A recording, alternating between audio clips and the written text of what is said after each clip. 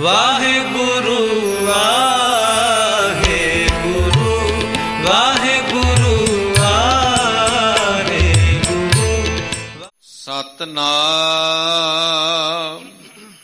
ਸ੍ਰੀ ਵਾਹਿਗੁਰੂ ਸਾਹਿਬ ਜੀ।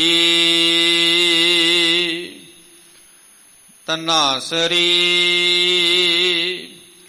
ਮਹੱਲਾ ਪੰਜਵਾ। ਤੁਮ ਦਾਤੇ ਠਾਕੁਰ ਪ੍ਰਤਪਾਲਕ, ਨਾਇਕ ਖਸਮ ਹਮਾਰੇ। ਨਿਮਖ ਨਿਮਖ ਤੁਮ ਹੀ ਪ੍ਰਤਪਾਲੋ, ਹਮ ਬਾਰਿਕ ਤੁਮਰੇ ਧਾਰੇ।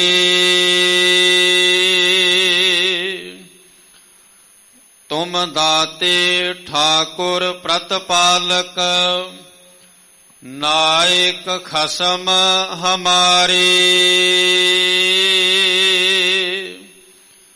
ਨਿਮਖ ਨਿਮਖ ਤੁਮ ਹੀ ਪ੍ਰਤਪਾਲੋ, ਹਮ ਬਾਰਿਕ ਤੁਮਰੇ ਧਾਰੇ।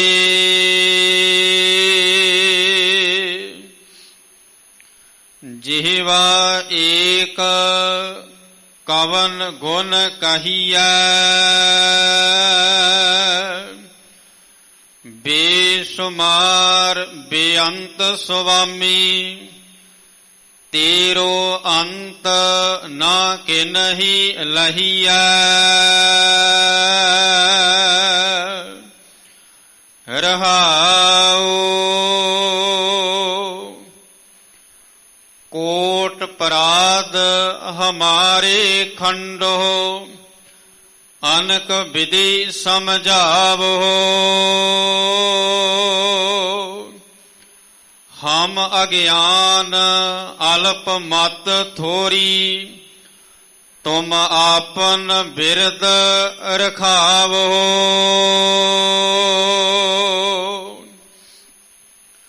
ਤੁਮਰੀ ਸਰਣ ਤੁਮਾਰੀ ਆਸਾ, ਤੁਮ ਹੀ ਸੱਜਣ ਸੁਹੇਲੇ।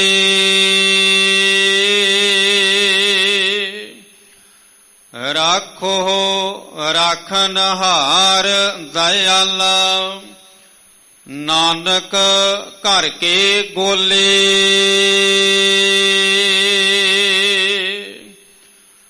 ਤੁਮਰੀ ਸ਼ਰਨ ਤੁਮਾਰੀ ਆਸਾ, ਤੁਮ ਹੀ ਸੱਜਣ ਸੁਹੇਲੇ।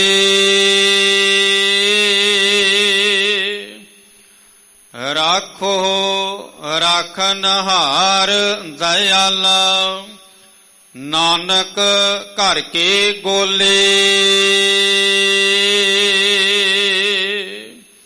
ਵਾਹਿਗੁਰੂ ਜੀ ਕਾ ਖਾਲਸਾ, ਵਾਹਿਗੁਰੂ ਜੀ ਕੀ ਫਤਿਹ। ਵਾਹਿਗੁਰੂ ਜੀ ਕਾ ਖਾਲਸਾ, ਵਾਹਿਗੁਰੂ ਜੀ ਕੀ ਫਤਿਹ। ਪਾਤਤ ਪਾਵਨ ਭਗਤ ਵਸ਼ਲ, ਕਰਨਾ ਨਿਧਾਨ ਜੋਤੀ ਸਰੂਪ।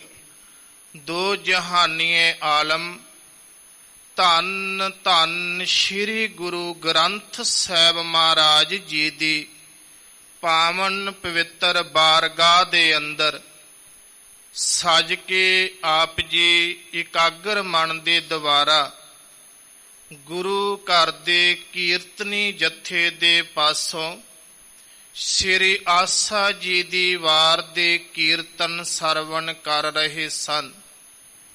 ਮੇਰੇ ਸ਼ਹਿਨਸ਼ਾਹ ਪਿਤਾ ਧੰਨ ਧੰਨ ਸ਼੍ਰੀ ਗੁਰੂ ਰਾਮਦਾਸ ਸਾਹਿਬ ਮਹਾਰਾਜ ਜੀ ਦੇ ਪਾਵਨ ਦਰ ਤੋਂ ਅੰਮ੍ਰਿਤ ਵੇਲੇ ਆਏ ਹੁਕਮਨਾਮੇ ਸਾਹਿਬ, ਮੁੱਖ ਵਾਕ ਸਾਹਿਬ ਜੀ ਨੂੰ ਆਪ ਜੀ ਨੇ ਸਰਵਣ ਕੀਤਾ ਹੈ ਮੂਲ ਰੂਪ ਦੇ ਅੰਦਰ। ਆਓ ਸੰਗਤ ਜੀ, ਆਪ ਜੀ ਰੋਜ਼ਾਨਾ ਦੀ ਤਰ੍ਹਾਂ ਗੁਰਦੁਆਰਾ ਮੰਜੀ ਸਾਹਿਬ ਦੀਵਾਨ ਹਾਲ ਵਿਖੇ ਇਕੱਤਰ ਹੋ ਕੇ ਵਿਦਵਾਨ ਪੁਰਸ਼ਾਂ ਦੇ ਪਾਸੋਂ ਗਿਆਨੀਆਂ ਦੇ ਪਾਸੋਂ ਸਤਿਗੁਰੂ ਪਾਤਸ਼ਾਹ ਜੀ ਦੀਆਂ ਕਥਾ ਵਿਚਾਰਾਂ ਸਰਵਣ ਕਰਦੇ ਹੋ, ਜੋ ਅੱਜ ਮੇਰੇ ਹਜੂਰ ਪੰਚਮ ਪਾਤਸ਼ਾਹ ਧੰਨ ਗੁਰੂ ਅਰਜਨ ਦੇਵ ਸਾਹਿਬ ਮਹਾਰਾਜ ਪਾਤਸ਼ਾਹ ਜੀ ਨੇ ਸਾਨੂੰ ਹੁਕਮਨਾਮਾ ਸਾਹਿਬ ਸਰਵਣ ਕਰਵਾਉਣ ਵਾਸਤੇ ਆਪ ਜੀ ਨੂੰ ਸਾਰੀ ਸੰਗਤ ਇਕਾਗਰ ਮਨ ਦੇ ਦੁਆਰਾ ਅਸੀਂ ਸਰਵਣ ਕਰਦੇ ਹਾਂ।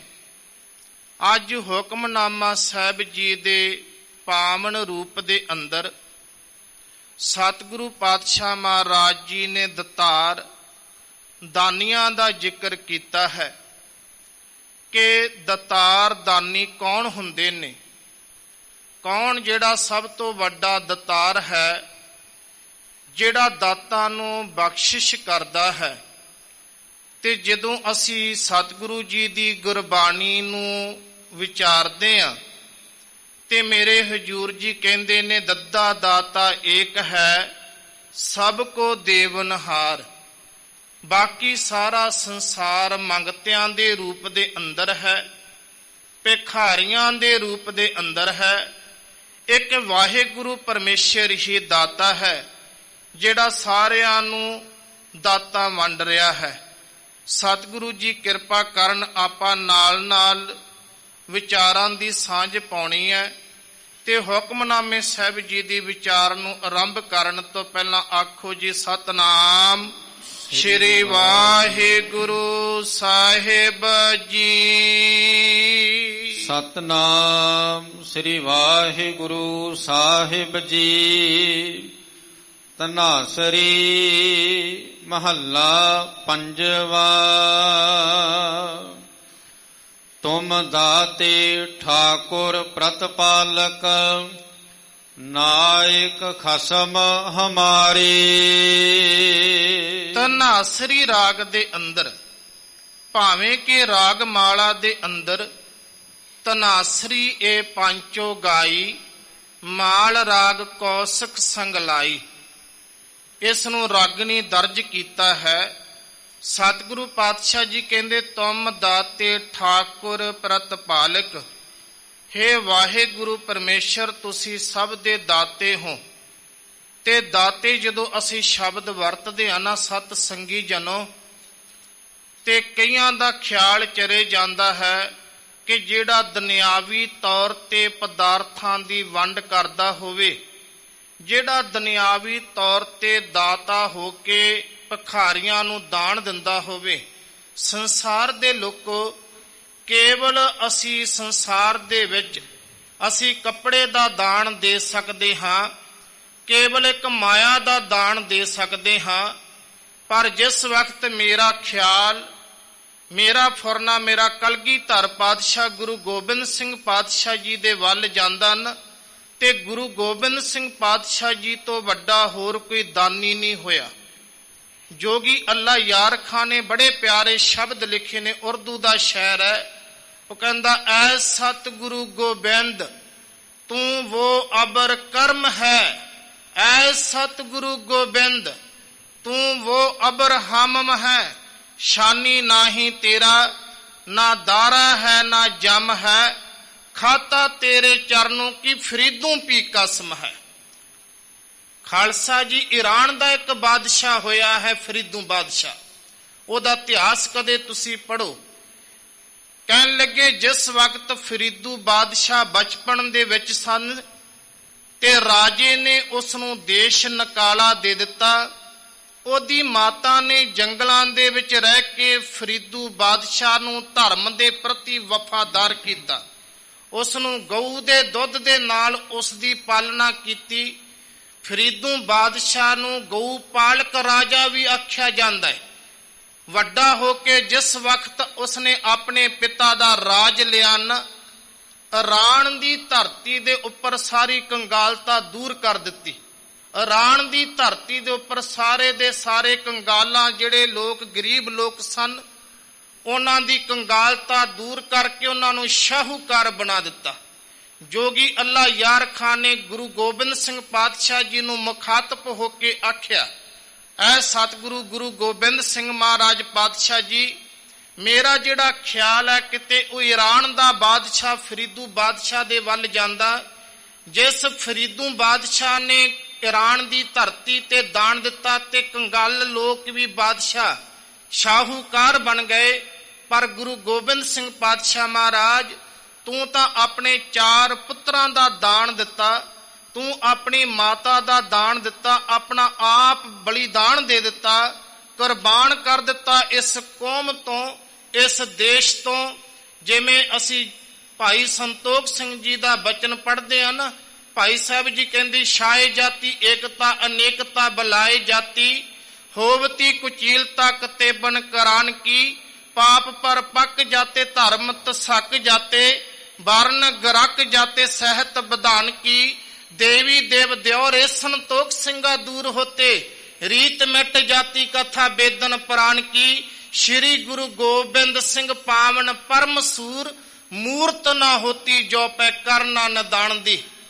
ਇਸੇ ਤਰ੍ਹਾਂ ਭਾਈ ਨੰਦ ਲਾਲ ਜੀ ਦੇ ਬਚਨ ਪੜ੍ਹਦੇ ਆ, ਨਾ ਸੁਰੋ ਮਨਸੂਰ ਗੁਰ ਗੋਬਿੰਦ ਸਿੰਘ ਏਜ਼ ਦੀ ਮਨਜ਼ੂਰ, ਗੁਰ ਗੋਬਿੰਦ ਸਿੰਘ ਹੱਕ ਰਾ ਗੰਜ਼ੂਰ, ਗੁਰ ਗੋਬਿੰਦ ਸਿੰਘ ਜ਼ੁਮਲਾ ਫੈਜ਼ੇ ਨੂਰ, ਗੁਰ ਗੋਬਿੰਦ ਸਿੰਘ ਹੱਕ ਹੱਕ ਆਗਾਹਾ, ਗੁਰ ਗੋਬਿੰਦ ਸਿੰਘ ਸ਼ਾਹੇ ਸ਼ਹਿਨਸ਼ਾਹ, ਗੁਰ ਗੋਬਿੰਦ ਸਿੰਘ। ਇੱਕ ਭਾਈ ਨੰਦ ਲਾਲ ਜੀ ਨੇ ਬਚਨ ਲਿਖਿਆ ਆਖਰਲੀਆਂ ਪੰਕਤੀਆਂ ਵਿੱਚ ਗੁਰਮੁਖੋ। ਭਾਈ ਨੰਦ ਲਾਲ ਜੀ ਕਹਿੰਦੇ, ਕਾਦਰੇ ਹਰਕਾਰ ਗੁਰ ਗੋਬਿੰਦ ਸਿੰਘ, ਬੇਕਸ਼ਾਰਾ ਯਾਰ ਗੁਰ ਗੋਬਿੰਦ ਸਿੰਘ। ਗੁਰੂ ਗੋਬਿੰਦ ਸਿੰਘ ਪਾਤਸ਼ਾਹ ਜੀ ਵਰਗਾ ਹੋਰ ਕੋਈ ਦੁਨੀਆ ਤੇ ਨਹੀਂ ਹੋ ਸਕਦਾ ਵਿਆ। ਭਾਵੇਂ ਈਰਾਨ ਦੇ ਬਾਦਸ਼ਾਹ ਦੇ ਨਾਲ ਗੁਰੂ ਗੋਬਿੰਦ ਸਿੰਘ ਜੀ ਦੀ ਤੁਲਨਾ ਕੀਤੀ। ਜੋਗੀ ਕਹਿਣ ਲੱਗਾ, ਮਹਾਰਾਜ ਮੈਂ ਆਪ ਜੀ ਦੇ ਸ਼ਲੋਕ ਲਿਖਦਾ ਹਾਂ, ਆਪ ਜੀ ਦੀਆਂ ਕਵਿਤਾਵਾਂ ਲਿਖਦਾ ਹਾਂ, ਪਰ ਮਹਾਰਾਜ ਈਰਾਨ ਦਾ ਬਾਦਸ਼ਾਹ ਵੀ ਆਪ ਜੀ ਦੀ ਚਰਨ ਧੂੜੀ ਵਰਗਾ ਹੈ, ਜਿੰਨੇ ਆਪ ਜੀ ਵੱਡੇ ਦਾਨੀ ਹੋਏ ਹੋ। ਸਤਿਗੁਰੂ ਗੁਰੂ ਅਰਜਨ ਦੇਵ ਸਾਹਿਬ ਮਹਾਰਾਜ ਪਾਤਸ਼ਾਹ ਜੀ ਸਾਨੂੰ ਮੁਖਾਤਬ ਹੋ ਕੇ, ਸਤਿਗੁਰੂ ਜੀ ਤੁਮ ਦਾਤੇ ਠਾਕੁਰ ਪ੍ਰਤਪਾਲਕ, ਉਹ ਵਾਹਿਗੁਰੂ ਪਰਮੇਸ਼ਰ ਸਭ ਦਾ ਦਾਤਾ ਹੈ, ਸਾਰਿਆਂ ਨੂੰ ਦਾਤਾਂ ਦੇਣ ਵਾਲਾ ਹੈ। ਹਮ ਭੀਖਕ ਭਿਖਾਰੀ ਤੇਰੇ, ਤੂੰ ਨਿਜ ਪਤ ਹੈ ਦਾਤਾ, ਹੋ ਦਿਆਲ ਨਾਮ ਦਿਓ ਮੰਗਤ ਜਨ ਕੋ, ਸਦਾ ਰਹੋ ਰੰਗ ਰਾਤਾ। ਗੁਰਮੁਖੋ 4 ਪ੍ਰਕਾਰ ਦੇ ਦਾਨੀ ਹੁੰਦੇ ਨੇ। ਗੁਰੂ ਗ੍ਰੰਥ ਸਾਹਿਬ ਮਹਾਰਾਜ ਜੀ ਪਾਤਸ਼ਾਹ ਜੀ ਦੇ ਵਿੱਚੋਂ ਮੈਂ ਇੱਕ ਬਚਨ ਲਵਾਂਗਾ। ਮਹਾਰਾਜ ਗੁਰੂ ਨਾਨਕ ਪਾਤਸ਼ਾਹ ਮਹਾਰਾਜ ਜੀ ਨੇ ਦਰਜ ਕੀਤਾ। ਮਹਾਰਾਜ ਜੀ ਕਹਿੰਦੇ, ਸਤਿਆ ਮਨ ਸੰਤੋਖ ਉਪਜੈ, ਦੇਣਾ ਕੈ ਵਿਚਾਰ, ਦੇ ਦੇ ਮੰਗੇ ਸਹਸਾ ਗੁਣਾ, ਸੋਭ ਕਰੇ ਸੰਸਾਰ। ਇਹ 4 ਪ੍ਰਕਾਰ ਦੇ ਦਾਨੀ ਹੁੰਦੇ ਨੇ ਲੋਕ, ਸੰਸਾਰੀ ਲੋਕ। ਪਹਿਲੇ ਲੋਕ ਦਰਜੇ ਦੇ ਉਹ ਹੁੰਦੇ ਨੇ, ਸਤਿਆ ਮਨ ਸੰਤੋਖ ਉਪਜੈ। ਉਹ ਜਿਹੜੇ ਲੋਕ ਜਿਹੜੇ ਦਾਨ ਦਿੰਦੇ ਨੇ, ਦਾਨ ਦੇਣ ਤੋਂ ਬਾਅਦ ਉਹਨਾਂ ਦੇ ਮਨ ਵਿੱਚ ਸੰਤੋਖ ਪੈਦਾ ਹੋ ਜਾਂਦਾ ਹੈ। ਉਹਨਾਂ ਦੇ ਮਨ ਵਿੱਚ ਕਿਸੇ ਤਰ੍ਹਾਂ ਦਾ ਹੋਰ ਕੋਈ ਫੁਰਨਾ ਨਹੀਂ ਆਉਂਦਾ, ਸੰਤੋਖ ਪੈਦਾ ਹੋ ਜਾਂਦਾ ਹੈ। ਇਹ ਪਹਿਲੇ ਪ੍ਰਕਾਰ ਦੇ ਦਾਨੀ ਲੋਕ ਹੁੰਦੇ ਨੇ, ਸਤਿਆ ਮਨ ਸੰਤੋਖ ਉਪਜੈ। ਦੂਸਰੇ ਪ੍ਰਕਾਰ ਦੇ ਹੁੰਦੇ ਨੇ, ਦੇਣਾ ਕੈ ਵਿਚਾਰ। ਕਹਿੰਦੇ ਉਹ ਦਾਨ ਦੇਣ ਵਾਸਤੇ ਵਿਚਾਰ ਕਰਦੇ ਰਹਿੰਦੇ ਨੇ, ਆਹ ਦਿਨ ਆਵੇਗਾ ਫੇਰ ਦਾਨ ਦੇਵਾਂਗੇ, ਜਾਂ ਫਲਾਨਾ ਦਿਨ ਆਵੇਗਾ ਤਾਂ ਦਾਨ ਦੇਵਾਂਗੇ। ਇਹ ਦੂਸਰੇ ਦਰਜੇ ਦੇ ਦਾਨੀ ਹੁੰਦੇ ਨੇ। ਦੇਣਾ ਕੈ ਵਿਚਾਰ, ਦੇ ਦੇ ਮੰਗੇ ਸਹਸਾ ਗੁਣਾ। ਤੀਸਰੇ ਪ੍ਰਕਾਰ ਦੇ ਦਾਨੀ ਹੁੰਦੇ ਨੇ, ਕਹਿਣ ਲੱਗੇ ਰੱਬ ਨੂੰ ਥੇਲੀ ਦੇ ਕੇ ਹਵੇਲੀ ਮੰਗ ਲੈਂਦੇ ਨੇ। ਇਹ ਤੀਸਰੇ ਦਰਜੇ ਦੇ ਦਾਨੀ ਹੁੰਦੇ ਨੇ। ਦਾਨ ਤਾਂ ਦਿੰਦੇ ਨੇ ਪਰ ਰੱਬ ਦੇ ਕੋਲੋਂ 1000 ਗੁਣਾ ਹੀ ਮੰਗ ਲੈਂਦੇ ਨੇ। ਦੇਣਾ ਕੈ ਵਿਚਾਰ, ਦੇ ਦੇ ਮੰਗੇ ਸਹਸਾ ਗੁਣਾ। ਚੌਥੇ ਪ੍ਰਕਾਰ ਦੇ ਦਾਨੀ ਨੇ, ਸੋਭ ਕਰੇ ਸੰਸਾਰ।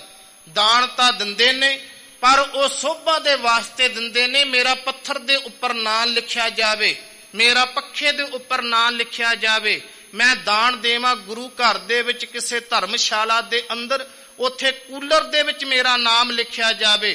ਕਹਿੰਦੇ ਨੇ ਉਹ ਆਪਣੀ ਸੋਭਾ ਵਾਸਤੇ ਜਿਹੜੇ ਦਾਨ ਦਿੰਦੇ ਨੇ। ਪਰ ਜਿਹੜਾ ਵਾਹਿਗੁਰੂ ਪਰਮੇਸ਼ਰ ਨੇ ਸਾਨੂੰ ਦਾਨ ਦਿੱਤਾ ਨਾ, ਜਿਨ ਕੰਨ ਕੀਤੇ ਅੱਖੀ ਨਾਕ, ਜਨ ਜਿਹਵਾ ਦਿੱਤੀ ਬੋਲੇ ਤਾਤ। ਜਿਸ ਪਰਮਾਤਮਾ ਨੇ ਨੈਣ ਨਕਸ਼ ਵਾਹਿਗੁਰੂ ਜੀ ਨੇ ਬੋਲਣ ਵਾਸਤੇ ਰਸਨਾ ਦਿੱਤੀ ਹੈ, ਵਾਹਿਗੁਰੂ ਨੇ ਗੁਰਬਾਣੀ ਨੂੰ ਸੁਣਨ ਵਾਸਤੇ ਕਰਨ ਦਿੱਤੇ ਨੇ।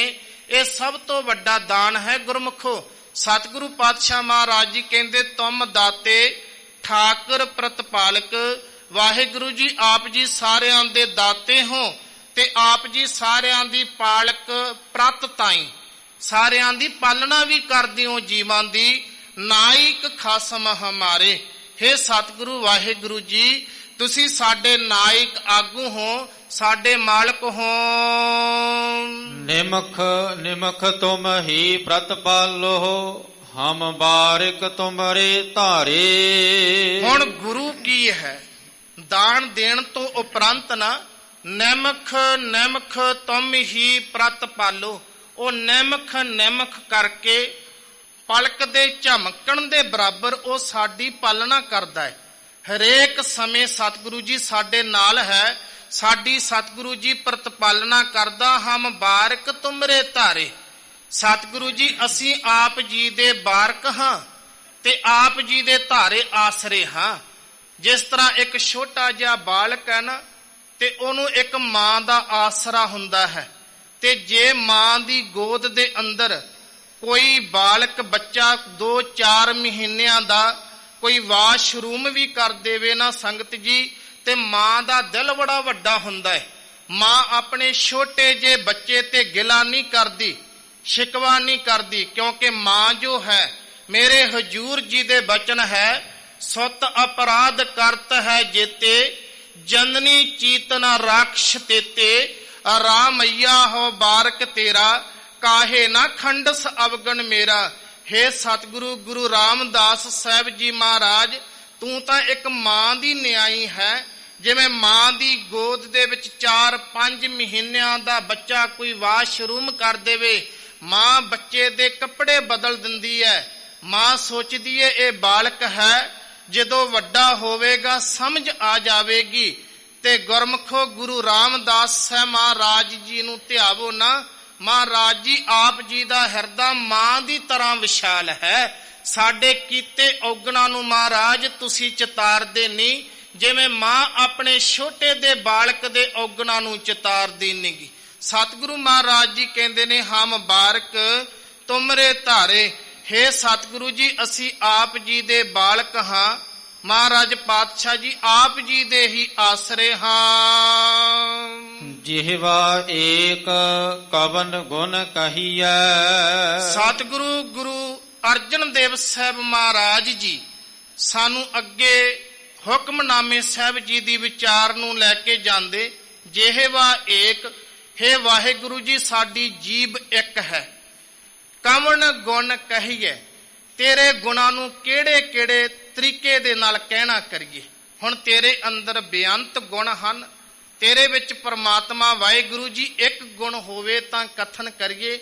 ਅਨੇਕਾਂ ਨਹੀਂ ਤੇਰੇ ਅੰਦਰ, ਬੇਅੰਤ ਨਹੀਂ ਤੇਰੇ ਅੰਦਰ, ਕਰੋੜਾਂ ਨਹੀਂ ਅਰਬਾਂ ਖਰਬਾਂ ਗੁਣ ਨੇ, ਗਿਣਤੀ ਤੋਂ ਪਰੇ ਨੇ ਵਾਹਿਗੁਰੂ ਪਰਮੇਸ਼ਰ ਤੇਰੇ ਅੰਦਰ ਗੁਣ। ਤੇ ਸਾਡੀ ਜਿਹੜੀ ਚੰਮ ਦੀ ਜੀਵ ਇੱਕ ਹੈ। ਹੁਣ ਇੱਕ ਜਿਹੜੀ ਚੰਮ ਦੀ ਜੀਵ ਹੈ, ਕਵਨ ਗੁਣ ਕਹੀਏ, ਤੇਰੇ ਕਿਹੜੇ ਕਿਹੜੇ ਗੁਣਾਂ ਦੀ ਵਿਚਾਰ ਕਰਨਾ ਕਰੀਏ। ਬੇਸ਼ੁਮਾਰ ਬੇਅੰਤ ਸੁਆਮੀ, ਤੇਰੋ ਅੰਤ ਨਾ ਕਿਨਹੀ ਲਹੀਐ। ਤੇ ਸੁਆਮੀ, ਹੇ ਸੁਆਮੀ ਮੇਰੇ ਮਾਲਕ, ਤੁਸੀਂ ਬੇਅੰਤ ਹੋ। ਬੇਅੰਤ ਦਾ ਅਰਥ ਹੁੰਦਾ ਸੰਗਤ ਜੀ, ਜਿਹਦਾ ਅੰਤ ਨਾ ਪਾਇਆ ਜਾ ਸਕੇ, ਉਸ ਨੂੰ ਬੇਅੰਤ ਬੋਲਿਆ ਜਾਂਦਾ ਹੈ। ਹੇ ਸੁਆਮੀ ਤੁਸੀਂ ਬੇਅੰਤ ਹੋ ਤੇ ਬੇਸ਼ੁਮਾਰ ਤੁਸੀਂ ਅਣਗਿਣਤ ਹੋ। ਹੇ ਵਾਹਿਗੁਰੂ ਪਰਮੇਸ਼ਰ ਤੇਰੋ ਅੰਤ ਨਾ ਕਿਨਹੀ ਲਹੀਐ। ਵਾਹਿਗੁਰੂ ਤੇਰਾ ਅੰਤ ਕਿਸੇ ਨੇ ਵੀ ਗ੍ਰਹਿਣ ਨਹੀਂ ਕੀਤਾ। ਬੜਿਆਂ ਨੇ, ਜੋਗੀ ਰਿਖੀ ਮੁਨੀ ਤਪਸਵੀ ਲੋਕ ਤੇਰਾ ਅੰਤ ਲੈਣ ਵਾਸਤੇ ਉਹਨਾਂ ਨੇ ਕੋਸ਼ਿਸ਼ਾਂ ਕੀਤੀਆਂ, ਯਤਨ ਕੀਤੀਆਂ। ਬਾਹਰੀ ਤੌਰ ਤੇ ਕੋਈ ਜਟਾਂ ਨੂੰ ਧਾਰਨ ਕਰਕੇ ਜੰਗਲਾਂ ਦੇ ਵਿੱਚ ਚਲੇ ਗਿਆ, ਕੋਈ ਜਲ ਧਾਰੇ ਕਰਕੇ ਆਸੇ-ਪਾਸੇ ਧੂਣੀਆਂ ਤਪਾ ਕੇ ਬੈਠ ਗਿਆ ਤੇਰਾ ਅੰਤ ਲੈਣ ਵਾਸਤੇ। ਪਰ ਵਾਹਿਗੁਰੂ ਪਰਮੇਸ਼ਰ ਤੇਰਾ ਅੰਤ ਵੀ ਕਿਸੇ ਦੇ ਕੋਲੋਂ ਪ੍ਰਾਪਤ ਨਾ ਹੋਇਆ। ਸੇਖ ਜਿੰਨੇ ਵੀ ਸਨ, ਸੰਨੰਦ ਜਿੰਨੇ ਵੀ ਸਨ, ਉਹਨਾਂ ਨੇ ਵੀ ਤੇਰੇ ਉਸ ਭੇਦ ਨੂੰ ਨਾ ਪਾ ਸਕੇ।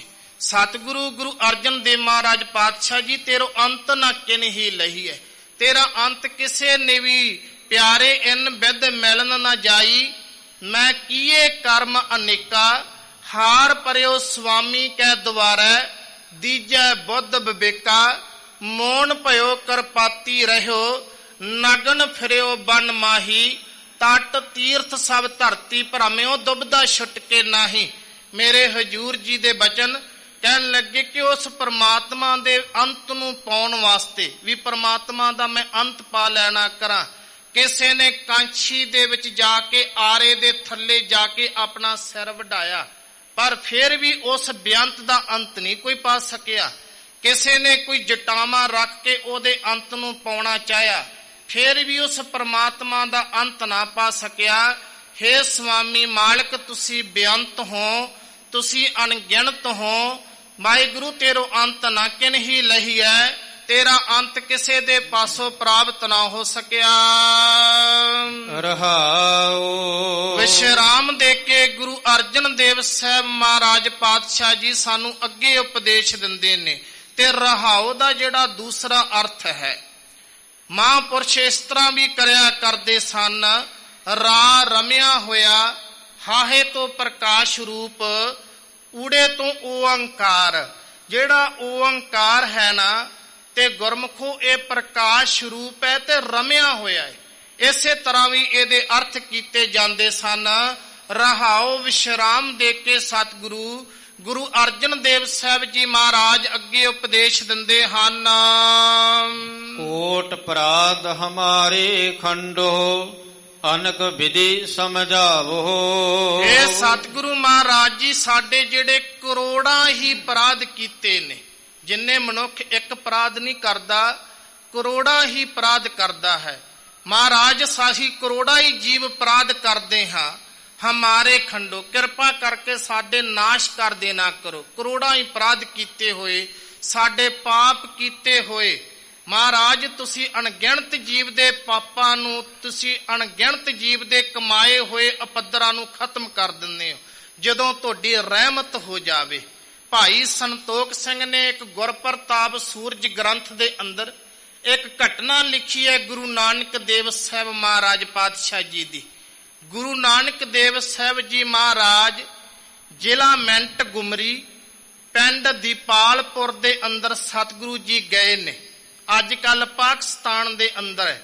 ਕਿਵੇਂ ਸਤਿਗੁਰੂ ਜੀ ਕਰੋੜਾਂ ਅਪਰਾਧ ਨੂੰ ਖਤਮ ਕਰਦੇ ਨੇ ਜੇ ਸਤਿਗੁਰੂ ਜੀ ਦੇ ਅਸੀਂ ਸ਼ਰਨ ਦੇ ਵਿੱਚ ਆ ਜਾਣਾ ਕਰੀਏ ਤਾਂ। ਗੁਰੂ ਨਾਨਕ ਦੇਵ ਸਾਹਿਬ ਜੀ ਮਹਾਰਾਜ ਦੀਪਾਲਪੁਰ ਦੇ ਅੰਦਰ ਮਹਾਰਾਜ ਪਾਤਸ਼ਾਹ ਜੀ ਗਏ। ਉੱਥੋਂ ਦੇ ਜਿਹੜੇ ਨਾਸਤਕ ਲੋਕ, ਅਲਪੱਗ ਜੀਵ, ਉਹਨਾਂ ਨੇ ਗੁਰੂ ਨਾਨਕ ਦੇਵ ਸਾਹਿਬ ਮਹਾਰਾਜ ਜੀ ਨੂੰ ਪੱਥਰ ਮਾਰੇ। ਮਹਾਰਾਜ ਗੁਰੂ ਨਾਨਕ ਪਾਤਸ਼ਾਹ ਜੀ ਦੀਪਾਲਪੁਰ ਤੋਂ ਪਿੰਡ ਤੋਂ ਬਾਰ-ਬਾਰ ਮਹਾਰਾਜ ਪਾਤਸ਼ਾਹ ਜੀ ਇੱਕ ਦਰਖਤ ਦੇ ਥੱਲੇ ਗੁਰੂ ਨਾਨਕ ਦੇਵ ਸਾਹਿਬ ਜੀ ਮਹਾਰਾਜ ਜਾ ਕੇ ਬੈਠ ਗਏ। ਤੇ ਖਾਲਸਾ ਜੀ ਜਿਸ ਵਕਤ ਗੁਰੂ ਨਾਨਕ ਦੇਵ ਮਹਾਰਾਜ ਪਾਤਸ਼ਾਹ ਜੀ ਤਕਾਲਾਂ ਦਾ ਸਮਾਂ ਬੈਠੇ ਨਾ, ਕੋਲੇ ਇੱਕ ਝੌਂਪੜੀ ਹੈ। ਉਸ ਝੌਂਪੜੀ ਦੇ ਵਿੱਚ ਇੱਕ ਕੋਹੜੀ ਰਹਿੰਦਾ ਹੈ ਤੇ ਉਹਦੇ ਕਰੋੜਾਂ ਹੀ ਅਪਰਾਧ ਕੀਤੇ ਹੋਏ ਉਹਦਾ ਖਮਿਆਜਾ ਕੀ ਹੈ, ਉਹਦੇ ਸਰੀਰ ਤੇ ਕੋੜ ਹੋ ਗਿਆ। ਹੁਣ ਜਿਸ ਵਕਤ ਕੋੜ ਦੀ ਪੀੜ ਨਿਕਲਦੀ ਹੈ ਨਾ ਤੇ ਕੋੜ ਦੀ ਦਰਦ ਹੁੰਦੀ ਹੈ, ਉਸ ਵਕਤ ਅੱਧੀ ਰਾਤ ਨੂੰ ਉਹ ਉੱਚੀ ਉੱਚੀ ਰੋਂਦਾ ਤੇ ਚੀਕਾਂ ਮਾਰਦਾ। ਹੁਣ ਰਾਤ ਜਿਹੜੀ ਪੈਣੀ ਸ਼ੁਰੂ ਹੋ ਗਈ, ਜਦੋਂ ਅੱਧੀ ਕੋ ਰਾਤਰੀ ਦਾ ਸਮਾਂ ਹੋਇਆ ਨਾ, ਜਿਹੜਾ ਉਹ ਨਾਮ ਦਾ ਨੂਰਾ ਸੀਗਾ ਤੇ ਕੋੜੀ ਸੀਗਾ, ਉਹਦੇ ਸਰੀਰ ਦੇ ਵਿੱਚ ਜਿਹੜੇ ਕੋੜ ਨੇ ਦਰਦ ਕੀਤੀ ਤੇ ਉੱਚੀ ਉੱਚੀ ਰੋਇਆ। ਜਿਸ ਵਕਤ ਉਹ ਉੱਚੀ ਉੱਚੀ ਰੋਇਆ ਨਾ, ਗੁਰੂ ਨਾਨਕ ਪਾਤਸ਼ਾਹ ਮਹਾਰਾਜ ਪਾਤਸ਼ਾਹ ਜੀ ਚੌਂਕੜਾ ਲਾ ਕੇ ਬੈਠੇ ਨੇ। ਮਹਾਰਾਜ ਜੀ ਨੇ ਭਾਈ ਮਰਦਾਨੇ ਨੂੰ ਆਖਿਆ, ਇਹ ਕੌਣ ਜੀਵ ਰੋ ਰਿਹਾ ਹੈ, ਇਸ ਨੂੰ ਜਾ ਕੇ ਚੁੱਪ ਕਰਾ ਕੇ ਆ। ਭਾਈ ਮਰਦਾਨਾ ਸਾਹਿਬ ਜੀ ਗਏ ਤੇ ਭਾਈ ਮਰਦਾਨੇ ਨੇ ਜਾ ਕੇ ਤੱਕਿਆ, ਤੇਰਾ ਨਾਮ ਕੀ ਹੈ? ਕਹਿੰਦਾ ਮੇਰਾ ਨਾਮ ਨੂਰਾ ਹੈ ਤੇ ਮੈਂ ਇਸੇ ਨਗਰ ਦਾ ਰਹਿਣ ਵਾਲਾ ਹਾਂ। ਮੇਰੇ ਸਰੀਰ ਤੇ ਕੀਤੇ ਹੋਏ ਅਪਰਾਧ ਕੋੜ ਉਹ ਆਪ ਜੀ ਨੂੰ ਝਲਕ ਰਿਹਾ। ਪਿੰਡ ਦੇ ਲੋਕਾਂ ਨੇ ਮੇਰੇ ਸਰੀਰ ਚੋਂ ਮੁਸ਼ਕ ਆਉਂਦੀ ਹੈ, ਮੈਨੂੰ ਪਿੰਡ ਤੋਂ ਬਾਰ-ਬਾਰ ਇੱਕ ਝੌਂਪੜੀ ਬਣਾ ਕੇ ਦੇ ਦਿੱਤੀ ਕਿ ਇਸ ਝੌਂਪੜੀ ਦੇ ਵਿੱਚ ਰਿਹਾ ਕਰ। ਜਾਂਦੇ ਜਾਂਦੇ ਕੋਈ ਰਾਈ ਪਾਉਂਦੀ ਮੇਰੇ ਅੱਗੇ, ਜਿਵੇਂ ਕੋਈ ਕੁੱਕਰ ਨੂੰ ਪ੍ਰਸ਼ਾਦਾ ਸੱਟ ਦਿੰਦੇ ਆ ਨਾ, ਇਸ ਤਰ੍ਹਾਂ ਪ੍ਰਸ਼ਾਦਾ ਸੱਟ ਦਿੰਦੇ ਤੇ ਮੈਂ ਚੁੱਕ ਕੇ ਖਾ ਲੈਣਾ। ਭਾਈ ਮਰਦਾਨੇ ਨੇ ਕਿਹਾ, ਦੁਨੀਆ ਨੂੰ ਤਾਰਨ ਵਾਲੇ ਗੁਰੂ ਨਾਨਕ ਦੇਵ ਸਾਹਿਬ ਜੀ ਮਹਾਰਾਜ ਇੱਥੇ ਸਾਖਸ਼ਾਤ ਮਹਾਰਾਜ ਜੀ ਪ੍ਰਕਾਸ਼ਮਾਨ ਨੇ, ਤੂੰ ਕਿਰਪਾ ਕਰਕੇ ਹੁਣ ਚੁੱਪ ਹੋ ਜਾਣਾ ਕਰ। ਉਹ ਕਹਿੰਦਾ, ਭਾਈ ਸਾਹਿਬ ਮੈਂ ਕਿਵੇਂ ਚੁੱਪ ਹੋਵਾਂ, ਮੇਰੇ ਸਰੀਰ ਤੇ ਜਿੰਨਾ ਕੋੜ ਦਾ ਦਰਦ ਹੋ ਰਿਹਾ ਜਾਂ ਮੈਨੂੰ ਪਤਾ ਹੈ। ਇਹ ਕਹਿ ਕੇ ਮਰਦਾਨਾ ਸਤਿਗੁਰੂ ਜੀ ਦੇ ਕੋਲ ਆਇਆ। ਅੰਮ੍ਰਿਤ ਵੇਲਾ ਹੋਇਆ ਨਾ, ਉਹ ਕੋੜੀ ਫੇਰ ਰੋਣ ਲੱਗ ਪਿਆ, ਉੱਚੀ ਉੱਚੀ ਚੀਕਾਂ ਮਾਰਨ ਲੱਗ ਪਿਆ। ਧੰਨ ਗੁਰੂ ਨਾਨਕ ਪਾਤਸ਼ਾਹ ਜੀ ਕਹਿੰਦੇ, ਭਾਈ ਮਰਦਾਨਿਆ ਇਸ ਨੂੰ ਚੁੱਪ ਕਰਾ ਕੇ ਆ, ਅੱਜ ਅੰਮ੍ਰਿਤ ਵੇਲੇ ਦਾ ਸਮਾਂ ਹੈ। ਭਾਈ ਮਰਦਾਨਾ ਜੀ ਜਿਸ ਵਕਤ ਗਏ ਉਹ ਚੁੱਪ ਨਾ ਹੋਇਆ। ਭਾਈ ਮਰਦਾਨਾ ਜੀ ਇਹ ਕਹਿਣ ਲੱਗੇ, ਮਹਾਰਾਜ ਉਹਦੇ ਸਰੀਰ ਤੇ ਬਹੁਤ ਕੋੜ ਹੈ, ਉਹ ਕੋੜ ਦੇ ਨਾਲ ਤੜਫ ਰਿਹਾ ਹੈ, ਮਹਾਰਾਜ ਜੀ ਆਪ ਜੀ ਸਵੱਲੀ ਨਿਗਾਹ ਪਾਵੋ। ਭਾਈ ਮਰਦਾਨੇ ਦੀ ਬੇਨਤੀ ਸੁਣ ਕੇ ਮੇਰੇ ਧੰਨ ਗੁਰੂ ਨਾਨਕ ਦੇਵ ਸਾਹਿਬ ਜੀ ਮਹਾਰਾਜ ਉਸ ਕੋੜੀ ਦੇ ਕੋਲ ਚੱਲ ਕੇ ਗਏ ਨੇ। ਜਿਹੜੇ ਪਿੰਡ ਵਾਲਿਆਂ ਨੇ ਦਰਕਾਰ ਕਰਕੇ ਦੀਪਾਲਪੁਰ ਨਗਰ ਤੋਂ ਬਾਹਰ ਬਹਾ ਦੇਣਾ ਕੀਤਾ ਸੀ, ਭਾਈ ਸੰਤੋਖ ਸਿੰਘ ਜੀ ਨੇ ਗੁਰਪ੍ਰਤਾਪ ਸਾਹਿਬ ਜੀ ਦੇ ਅੰਦਰ ਇਹ ਸਾਰੀ ਘਟਨਾ ਲਿਖੀ ਹੈ। ਮਹਾਰਾਜ ਪਾਤਸ਼ਾਹ ਜੀ ਨੇ ਆਪਣੀ ਜਦੋਂ ਸਵੱਲੀ ਨਿਗਾਹ ਪਈ ਨਾ, ਤੇ ਪਿਆਰਿਓ ਪੜੋ ਜੇ, ਕਿਰਪਾ ਕਿਠਾ ਕੀ ਅਵਲੋਕਨ ਕੀਨੋ, ਦਾਸ ਕਾ ਦੁਖ ਬਦਾਰਿਓ। ਮਹਾਰਾਜ ਜੀ ਨੇ ਆਪਣੀ ਮਿਹਰ ਭਰੀ ਨਿਗਾਹ ਪਾਈ ਨਾ, ਤੇ ਮਰਦਾਨੇ ਨੂੰ ਕਿਹਾ, ਰਬਾਬ ਵਜਾ।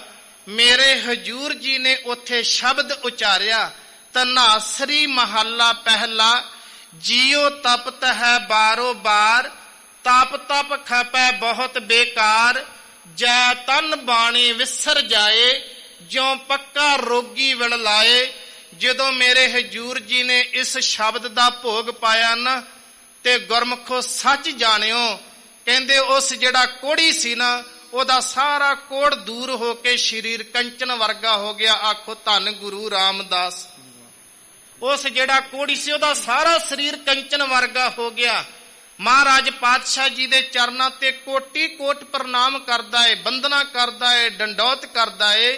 ਪਰ ਜਦੋਂ ਸਤਿਗੁਰੂ ਜੀ ਦੀ ਨਿਗਾਹ ਸਵੱਲੀ ਹੋ ਜਾਵੇ ਤਾਂ ਮੇਰੇ ਹਜੂਰ ਜੀ ਕਹਿੰਦੇ ਹਨ, ਹੇ ਸਤਿਗੁਰੂ ਪਾਤਸ਼ਾਹ ਜੀ ਦੇ ਅੱਗੇ ਬੇਨਤੀ ਕਰਿਆ ਕਰੋ, ਅਰਜ਼ੋਈਆਂ ਕਰਿਆ ਕਰੋ, ਹੱਥ ਜੋੜ ਕੇ ਸ਼ਹਿਨਸ਼ਾਹ ਜੀ ਦੇ ਪਿਤਾ ਅੱਗੇ ਗੁਰੂ ਰਾਮਦਾਸ ਮਹਾਰਾਜ ਜੀ ਦੇ ਦਰ ਤੇ ਖੜ ਕੇ, ਮਹਾਰਾਜ ਜੇਤਾ ਸਮੁੰਦ ਸਾਗਰ ਨੀਰ ਭਰਿਆ, ਤੇਤੇ ਔਗਣ ਹਮਾਰੇ, ਦਇਆ ਕਰੋ ਕਿਛ ਮਿਹਰ ਉਪਾਵੋ, ਡੁੱਬਦੇ ਪੱਥਰ ਤਾਰੇ, ਜੀੜਾ ਅਗਨ ਬਰਾਬਰ ਤਪੈ, ਭੀਤਰ ਵਗੈ ਕਾਤੀ, ਪ੍ਰਨਵਤ ਨਾਨਕ ਹੁਕਮ ਪਛਾਣੈ, ਸੁਖ ਹੋਵੈ ਦਿਨ ਰਾਤੀ। ਗੁਰੂ ਰਾਮਦਾਸ ਸਾਹਿਬ ਜੀ ਦੇ ਅੱਗੇ ਅਰਜ਼ੋਈ ਕਰੋ ਸਿੱਖੋ, ਹਮ ਅਵਗਣ ਭਰੇ ਏਕ ਗੁਣ ਨਾਹੀ, ਅੰਮ੍ਰਿਤ ਛਾੜ ਬਿਖੇ ਬਿਖ ਖਾਈ, ਮਾਇਆ ਮੋਹ ਭਰਮ ਪੈ ਭੂਲੇ, ਸੁਤ ਦਾਰਾ ਪੈ ਆਨ ਲਟਾਈ। ਇੱਕ ਉਤਮ ਪੰਥ ਸੁਨਿਓ ਗੁਰ ਸੰਗਤ, ਤੇਹ ਮਲੰਤ ਜਮ ਤਰਾਸ ਮਟਾਈ। ਇੱਕ ਅਰਦਾਸ ਭਾਟ ਕੀਰਤ ਕੀ ਗੁਰ ਰਾਮਦਾਸ, ਰਾਖੋ ਸ਼ਰਨਾਈ। ਮਹਾਰਾਜ ਤੇਰੀ ਸ਼ਰਨ ਦੇ ਵਿੱਚਾਂ ਸਾਡੇ ਔਗਣ ਨਾ ਚਤਾਰਨਾ। ਸਤਿਗੁਰੂ ਜੀ ਬੇਨਤੀ ਦੇ ਰੂਪ ਦੇ ਅੰਦਰ ਸਾਨੂੰ ਸਮਝਾ ਰਹੇ ਨੇ, ਗੁਰੂ ਅੱਗੇ ਕਿਵੇਂ ਅਰਜ਼ੋਈ ਕਰਨੀ ਹੈ। ਕੋਟ ਅਪਰਾਧ ਹਮਾਰੇ ਖੰਡੋ, ਹੇ ਸਤਿਗੁਰੂ ਪਾਤਸ਼ਾਹ ਸਾਡੇ ਇੱਕ ਨਹੀਂ, ਸਾਡੇ ਵਿੱਚ ਕਰੋੜਾਂ ਹੀ ਅਪਰਾਧ ਹਨ, ਕਿਰਪਾ ਕਰਕੇ ਇਸ ਨੂੰ ਖੰਡੋ, ਨਾਸ ਕਰ ਦੇਣਾ ਕਰੋ। ਰੋਗੀ ਕਾ ਖੰਡੋ ਪ੍ਰਭ ਰੋਗ, ਦੁਖੀਏ ਕਾ ਮਟਾਵੋ ਪ੍ਰਭ ਸੋਗ, ਨਥਾਵੇ ਕੋ ਤੁਮ ਥਾਨ ਬਿਠਾਵੋ, ਦਾਸ ਆਪਣੇ ਕੋ ਭਗਤੀ ਲਾਵੋ। ਮਹਾਰਾਜ ਆਪਣੇ ਦਾਸਾਂ ਨੂੰ ਭਗਤੀ ਰੂਪੀ ਜਿਹੜਾ ਫਲ ਉਹ ਬਖਸ਼ਣਾ ਕਰ। ਮਹਾਰਾਜ ਪਾਤਸ਼ਾਹ ਜੀ ਸਾਡੇ ਅੰਦਰ ਕਰੋੜਾਂ ਹੀ ਅਪਰਾਧ ਨੇ, ਹਮਾਰੇ ਖੰਡੋ ਸਾਡੇ ਕਿਰਪਾ ਕਰਕੇ ਇਹ ਅਪਰਾਧਾਂ ਦਾ ਨਾਸ ਕਰਨਾ ਕਰੋ। ਮਹਾਰਾਜ ਅਣਕ ਵਿਧੀ ਸਮਝਾਵੋ, ਨੇਕਾਂ ਤਰੀਕਿਆਂ ਦੇ ਨਾਲ ਸਤਿਗੁਰੂ ਜੀ ਸਾਨੂੰ ਸਮਝਾਉਣਾ ਕਰੋ। ਜਿਵੇਂ ਮਾਤਾ ਪਿਤਾ ਬਾਲਕ ਨੂੰ ਸਮਝਾਉਂਦੇ ਨੇ ਨਾ, ਇਹ ਕੰਮ ਜਿਹੜਾ ਕਰਨ ਦੇ ਯੋਗ ਹੈ ਤੇ ਇਹ ਨਹੀਂ ਯੋਗ ਹੈ। ਤੇ ਮਾਤਾ ਪਿਤਾ ਦੀ ਕਈ ਗੱਲ ਕਈ ਵਾਰ ਬਾਲਕ ਨੂੰ ਕੜਵੀ ਲੱਗਦੀ ਹੈ, ਤੇ ਗੁਰਮੁਖੋ ਕਈ ਵਾਰ ਜਿਹੜਾ ਪਿਤਾ ਨਾ ਗੁੱਸੇ ਦੇ ਵਿੱਚ ਆ ਕੇ ਬੱਚੇ ਦੇ ਚੰਟਾ ਵੀ ਮਾਰ ਦਿੰਦਾ, ਥੱਪੜ ਵੀ ਮਾਰ ਦਿੰਦਾ। ਪਰ ਖਿਆਲ ਕਰੋ, ਪਿਓ ਦੀ ਝੜਕ ਦੇ ਅੰਦਰ ਵੀ ਪਿਆਰ ਮਿਲਦਾ ਹੈ। ਮੇਰੇ ਹਜੂਰ ਜੀ ਕਹਿੰਦੇ ਨੇ, ਜੈਸਾ ਬਾਲਕ ਭਾਏ ਸਿਪਾਹੀ, ਲੱਖ ਅਪਰਾਧ ਕਮਾਵੈ, ਕਰ ਉਪਦੇਸ਼ ਝਿੜਕੇ ਬਹੁ ਭਾਂਤੀ, ਬੋਹੜ ਪਿਤਾ ਗਲ ਲਾਵੈ, ਪਿਛਲੇ ਔਗਣ ਬਖਸ਼ ਲਏ ਪ੍ਰਭ, ਆਗੈ ਮਾਰਗ ਪਾਵੈ। ਪਿਤਾ ਦੀ ਝੜਕ ਦੇ ਵਿੱਚ ਵੀ ਪਿਆਰ ਹੁੰਦਾ ਹੈ। ਗੁਰਮੁਖੋ ਇਸੇ ਤਰ੍ਹਾਂ ਸਤਿਗੁਰੂ ਪਾਤਸ਼ਾਹ ਜੀ ਅਨੇਕਾਂ ਵਿਧੀ ਅਨੇਕਾਂ ਤਰੀਕਿਆਂ ਦੇ ਨਾਲ ਸਾਨੂੰ ਸਮਝਾਉਣਾ ਕਰੋ। ਨੇਕਾਂ ਤਰ੍ਹਾਂ ਦੇ ਸਾਡੇ ਕੀਤੇ ਹੋਏ ਅਪਰਾਧ ਖੰਡੋ ਨਾਸ ਕਰ ਦੇਣਾ ਕਰੋ। ਹਮ ਅਗਿਆਨ ਅਲਪ ਮਤ ਥੋਰੀ, ਤੁਮ ਆਪਨ ਬਿਰਦ ਰਖਾਵੋ। ਹੁਣ ਨਿਮਰਤਾ ਆ ਵਿੱਚ ਆ ਕੇ ਸਤਿਗੁਰੂ ਜੀ ਦੇ ਅੱਗੇ ਅਰਜ਼ੋਈ ਕਿਵੇਂ ਕਰਨੀ ਹੈ? ਨਿਮਰਤਾ ਦੇ ਵਿੱਚ ਆ ਕੇ। ਇਹ ਗੁਰੂ ਰਾਮਦਾਸ ਜੀ ਦਾ ਦਰ ਹੈ। ਗੁਰਮੁਖੋਂ ਇੱਕ ਬਚਨ ਕਹਿ ਦੇਵਾਂ, ਜਿਹੜੇ ਇੱਥੇ ਭਾਵਨਾ ਤੇ ਸ਼ਰਧਾ ਦੇ ਨਾਲ ਸਤਿਕਾਰ ਦੇ ਨਾਲ ਆਉਂਦੇ ਨੇ ਨਾ, ਉਹਨਾਂ ਨੂੰ ਦੇਗ ਮਿਲਦੀ ਹੈ, ਤੇ ਜਿਹੜਾ ਚੜ ਕੇ ਆਉਂਦਾ ਹੈ ਉਹਨਾਂ ਨੂੰ ਤੇਗ ਮਿਲਦੀ ਹੈ। ਇਹ ਗੁਰੂ ਰਾਮਦਾਸ ਜੀ ਦਾ ਦਰ ਹੈ। ਇੱਥੇ ਕਿਸ ਤਰ੍ਹਾਂ ਪਿਆਰ ਦੇ ਨਾਲ ਆਉਣਾ ਹੈ, ਮਰਜ਼ਾਦਾ ਦੇ ਨਾਲ ਆਉਣਾ ਹੈ। ਸਤਿਗੁਰੂ ਪਾਤਸ਼ਾਹ ਜੀ ਕਹਿੰਦੇ ਗੁਰੂ ਅੱਗੇ ਬੇਨਤੀਆਂ ਕਿਵੇਂ ਕਰਨੀਆਂ ਨਿਮਰਤਾ ਦੇ ਵਿੱਚ ਆ ਕੇ। ਹਮ ਅਗਿਆਨ ਅਲਪ ਮਤ ਥੋਰੀ, ਮਹਾਰਾਜ ਅਸੀਂ ਅਗਿਆਨੀ ਹਾਂ। ਜਦੋਂ ਅਗੇਤਰ ਐੜਾ ਲੱਗ ਗਿਆ ਨਾ, ਉਹਦਾ ਅਰਥ ਹੁੰਦਾ ਅਸੀਂ ਅਗਿਆਨੀ ਹਾਂ, ਬੇਸਮਝ ਹਾਂ। ਅਗੇਤਰ ਐੜਾ ਲੱਗ ਗਿਆ, ਮਹਾਰਾਜ ਅਸੀਂ ਗਿਆਨੀ ਨਹੀਂ, ਅਸੀਂ ਅਗਿਆਨੀ ਹਾਂ, ਬੇਸਮਝ ਹਾਂ। ਅਲਪ ਮਤ ਥੋਰੀ, ਸਾਡੀ ਜਿਹੜੀ ਮਹਾਰਾਜ ਮਤ ਹੈ ਨਾ, ਉਹ ਅਲਪ ਥੋੜੀ ਤੋਂ ਵੀ ਥੋੜੀ ਹੈ। ਜਿਹੜੀ ਹੈ ਮਤ, ਉਹ ਅਗਿਆਨੀ ਹਾਂ, ਬੇਸਮਝ ਹਾਂ। ਸਾਡੀ ਮਤ ਥੋੜੀ ਤੋਂ ਵੀ ਥੋੜੀ ਹੈ। ਮਹਾਰਾਜ ਪਾਤਸ਼ਾਹ ਜੀ ਆਪ ਜੀ ਕਿਰਪਾ ਕਰਕੇ ਤੁਮ ਆਪਣੇ ਬਿਰਦ ਰਖਾਵੋ। ਤੁਸੀਂ ਆਪਣਾ ਜਿਹੜਾ ਬਿਰਦ ਹੈ ਨਾ, ਬਿਰਦ ਦਾ ਅਰਥ ਹੁੰਦਾ ਫਰਜ਼। ਮਹਾਰਾਜ ਜੀ ਤੁਸੀਂ ਆਪਣਾ ਜਿਹੜਾ ਫਰਜ਼ ਹੈ ਕਿਰਪਾ ਕਰਕੇ ਉਹ ਰੱਖਣਾ ਕਰੋ। ਅਸੀਂ ਤਾਂ ਅਗਿਆਨੀ ਆ, ਅਸੀਂ ਤਾਂ ਬੇਸਮਝ ਆ। ਮਹਾਰਾਜ ਪਾਤਸ਼ਾਹ ਜੀ ਤੁਸੀਂ ਆਪਣਾ ਫਰਜ਼ ਸਮਝਦੇ ਹੋਏ ਸਾਡੀ ਜਿਹੜੀ ਜੀਵਾਂ ਦੀ ਰੱਖਿਆ ਕਰੋ। ਤੁਮਰੀ ਸਰਣ ਤੁਮਾਰੀ ਆਸਾ, ਤੁਮ ਹੀ ਸੱਜਣ ਸੁਹੇਲੇ। ਸਤਿਗੁਰੂ ਗੁਰੂ ਅਰਜਨ ਦੇਵ ਮਹਾਰਾਜ ਪਾਤਸ਼ਾਹ ਜੀ ਸਾਨੂੰ ਉਪਦੇਸ਼ ਦਿੰਦੇ ਨੇ, ਅਸੀਂ ਵਾਹਿਗੁਰੂ ਜੀ ਦੀ ਸ਼ਰਨ ਦੇ ਵਿੱਚ ਹਾਂ, ਤੇ ਮਹਾਰਾਜ ਆਪ ਜੀ ਦੇ ਹੀ ਆਸਾ ਹੈ ਸਾਨੂੰ। ਹੁਣ ਜਿਹੜੀ ਗੁਰਮੁਖੋ ਸ਼ਰਨ ਹੁੰਦੀ ਹੈ ਨਾ, ਇਹ ਸ਼ਰਨ ਵਿਦਵਾਨਾਂ ਨੇ 3 ਪ੍ਰਕਾਰ ਦੀ ਲਿਖੀ ਹੈ।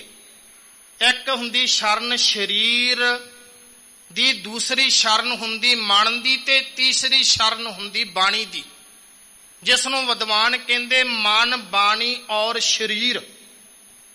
ਵਿਦਵਾਨਾਂ ਨੇ ਲਿਖਿਆ ਹੈ, ਕਹਿੰਦੇ ਸ਼ਰਨਯੰ ਸ਼ਰਨਯੰ ਸ਼ਰਨਯੰ ਗੁਰਾਨੰ। ਸੂਤਰ ਹੈ ਇੱਕ, ਵੀ ਜੇ ਗੁਰੂ ਦੀ ਸ਼ਰਨ ਵਿੱਚ ਜਾਣਾ ਹੈ ਤਾਂ 3 ਪ੍ਰਕਾਰ ਕਰਕੇ ਜਾਈ।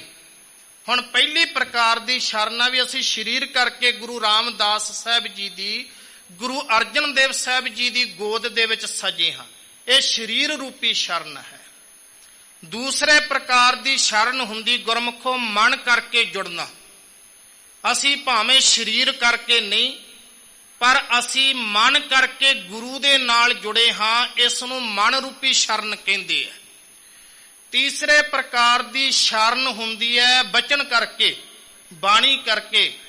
ਅਸੀਂ ਸਤਿਗੁਰੂ ਜੀ ਦਾ ਸੁਖਮਨੀ ਸਾਹਿਬ ਜੀ ਦਾ ਪਾਠ ਕਰ ਰਹੇ ਹਾਂ, ਅਸੀਂ ਜਪਜੀ ਸਾਹਿਬ ਜੀ ਦਾ ਪਾਠ ਕਰ ਰਹੇ ਹਾਂ, ਅਸੀਂ ਜਾਪ ਸਾਹਿਬ ਜੀ ਦਾ ਪਾਠ ਕਰਦੇ ਹਾਂ, ਕਾਲ ਉਸਤਤ ਦਾ ਪਾਠ ਕਰ ਰਹੇ ਹਾਂ।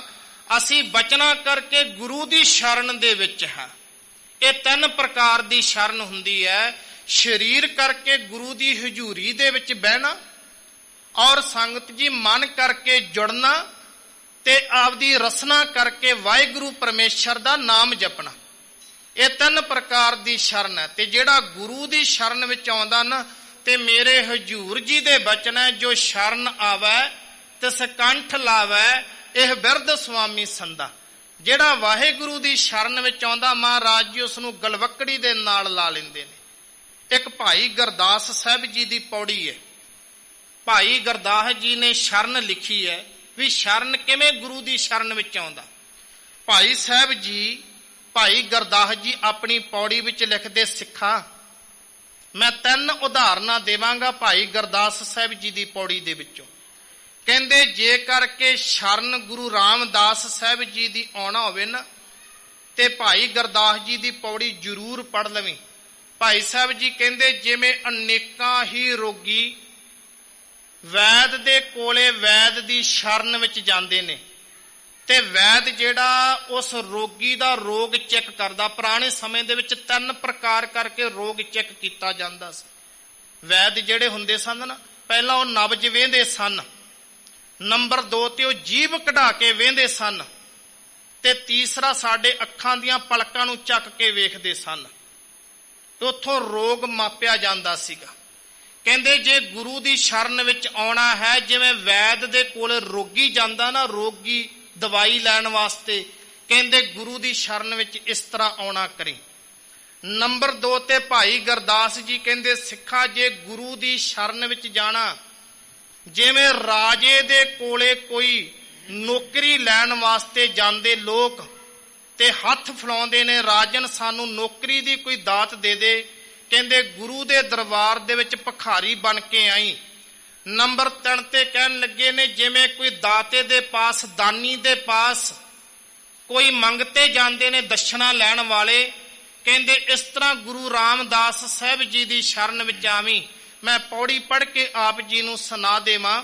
ਭਾਈ ਸਾਹਿਬ ਜੀ ਕਹਿੰਦੇ ਜੈਸੇ ਤੋਂ ਅਨੇਕ ਰੋਗੀ ਆਵਤ ਹੈ ਵੈਦ ਗ੍ਰਹਿ, ਜੈਸੋ ਜੈਸੋ ਰੋਗ ਤੈਸੋ ਔਖਦ ਖਵਾਵਈ, जैसे राज द्वार लोग आवतै सेवा निमित्त, जोई जाही जोग तैसो टहल बतावई, जैसे दाता पास जन अर्थी अनेक आए, जोई जोई जाचै दे दे दुखन मटावई, तैसे गुर शरण आवत है अनेक सिख, तैसे गुर शरण आवत है अनेक सिख, जैसो जैसो भाव तैसो कामना पजावी।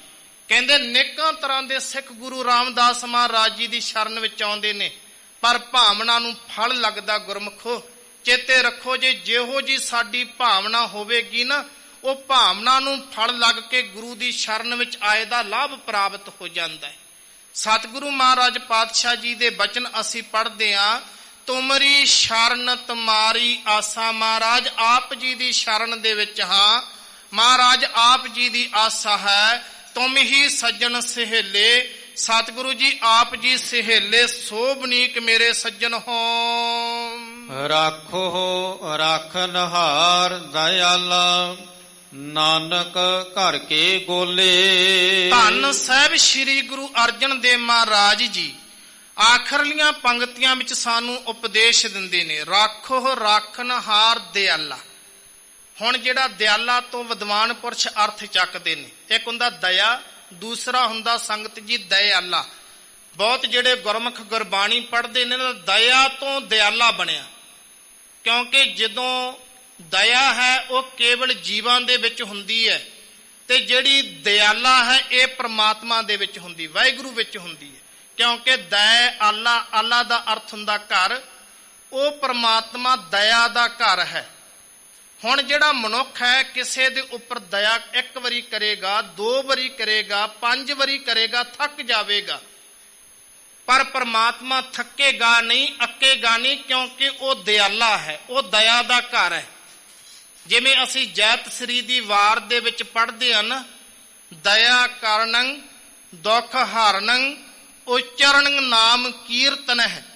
ਜਿਹੜਾ ਸਿੱਖ ਆਪਣੀ ਰਸਨਾ ਤੋਂ ਕੀਰਤਨ ਨੂੰ ਉਚਾਰਨ ਕਰਦਾ ਨਾ, ਪਰਮੇਸ਼ਰ ਦੇ ਨਾਮ ਨੂੰ ਜਪਦਾ, ਵਾਹਿਗੁਰੂ ਉਹਦੇ ਸਾਰੇ ਦੇ ਸਾਰੇ ਦੁੱਖ ਹਰਨੰ ਕਰ ਦਿੰਦਾ।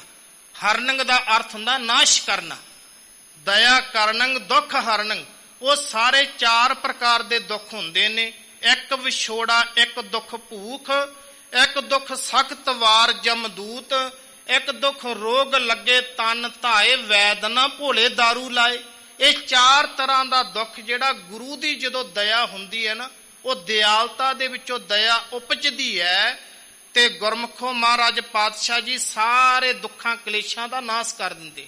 ਹੁਣ ਮਹਾਰਾਜ ਜੀ ਕਹਿੰਦੇ ਦਇਆਲਾ, ਉਹ ਦਇਆ ਦੇ ਰੂਪ, ਦਇਆ ਦੇ ਘਰ ਸਤਿਗੁਰੂ ਜੀ ਰਾਖਣਹਾਰ, ਸਾਡੀ ਰੱਖਿਆ ਕਰਨ ਵਾਲੇ, ਕਿਰਪਾ ਕਰਕੇ ਸੰਸਾਰ ਦੇ ਵਿਕਾਰਾਂ ਤੋਂ ਸਾਡੀ ਰੱਖਿਆ ਕਰੋ।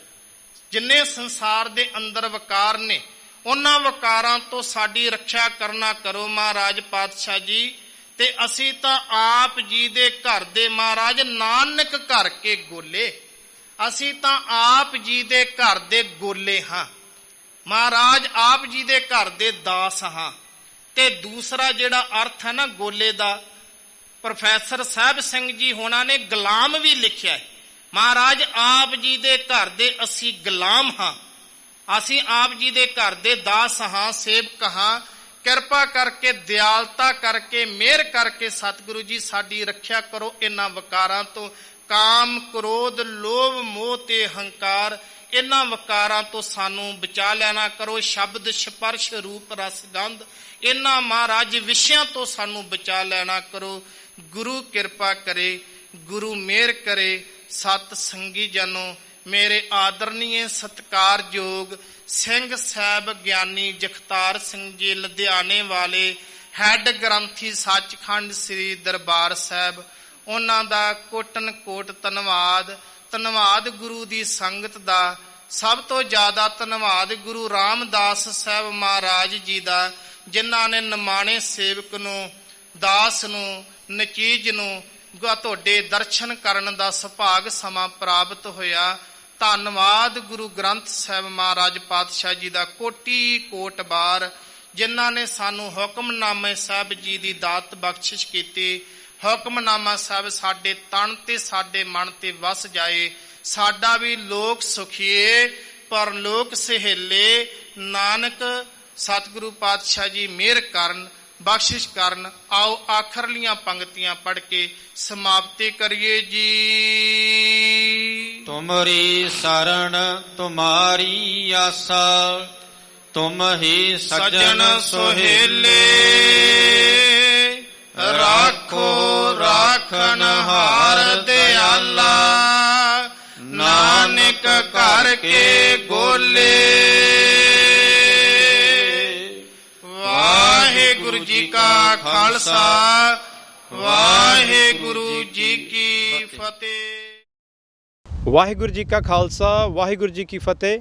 ਸ਼ੇਰੇ ਪੰਜਾਬ ਗੁਰਬਾਣੀ YouTube ਚੈਨਲ ਨੂੰ ਵੱਧ ਤੋਂ ਵੱਧ ਸਬਸਕ੍ਰਾਈਬ ਕਰੋ ਤੇ ਇਸ ਤੇ ਗੁਰਬਾਣੀ, ਸ਼ਬਦ ਕੀਰਤਨ ਤੇ ਇਤਿਹਾਸ ਨਾਲ ਵੱਧ ਤੋਂ ਵੱਧ ਜੁੜ ਕੇ ਆਨੰਦ ਮਾਣੋ ਤੇ ਆਪਣੀ ਜ਼ਿੰਦਗੀ ਨੂੰ ਸਫਲ ਕਰੋ। ਵਾਹਿਗੁਰੂ ਜੀ ਕਾ ਖਾਲਸਾ, ਵਾਹਿਗੁਰੂ ਜੀ ਕੀ ਫਤਿਹ।